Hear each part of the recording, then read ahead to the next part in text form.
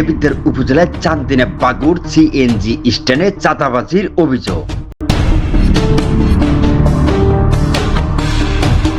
কুমিল্লা দেবিদ্বার উপজেলায় চান্দিনা বাগুর স্ট্যান্ডে এলাকায় চাঁদাবাজির অভিযোগ তুলেছে এক ভুক্তভোগী।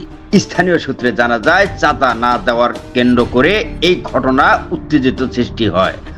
ঘটনাস্থলে গিয়ে জানা যায়, এনসিপি নেতা মানিক ও মহসিন বিষয়টি নিয়ে উপজেলা বাজার একটি বৈঠকের আয়োজনও করেন।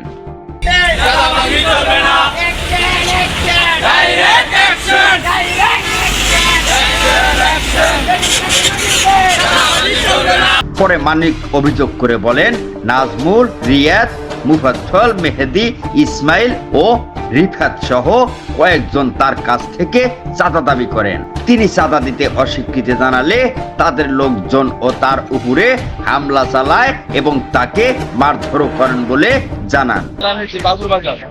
সরকার অনুযায়ী আমরা সরকারের যত টাকা ফান্ডে জমা দিয়ে আমরা এই বাগুর বাজার ইজারা আনছি। আমি ইজারা তুলে দিয়ে আমাদের সাথে একজন শেয়ার ছিল, তাকে আমাদের কাছে দূরে সরাই দিয়ে কারণে সে কিছু সংখ্যক আমলে তার সাথে এসে আমার চাঁদা আবদার করছে। চাঁদা কেন বলছে বাগুর ইজারা টাকা তো এখানে চাঁদা দিতে হবে, আসলে আমি চাঁদা দেবো না। তখন তারা থেকে 30 জন আমার হামলা করছে। হামলা করছে এর মাঝে আছে নাজমুল, তারপরে ইত্যাদি অনেক চলে আছে, তাদের সাথে তারা বাহিনী, তার সাথে আমার সাথে তারা হুমকি দিচ্ছে।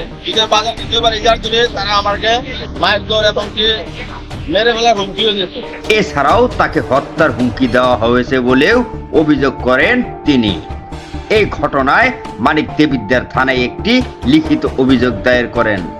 পরে তিনি এনসিবির নেতাকর্মীদেরকে নিয়ে দেবিদ্বার উপজেলার বাগুর এলাকায় ঢাকা চট্টগ্রাম মহাসড়কে চাঁদাবাজির বিরুদ্ধে একটি প্রতিবাদ মিছিল করেন।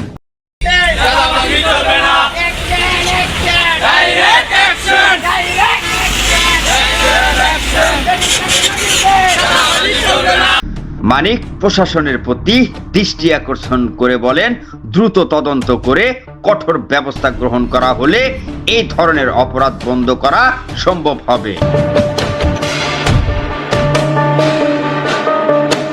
মোহাম্মদ মঞ্জুরুল ইসলাম, কুমিল্লা ক্রাইম বার্তা।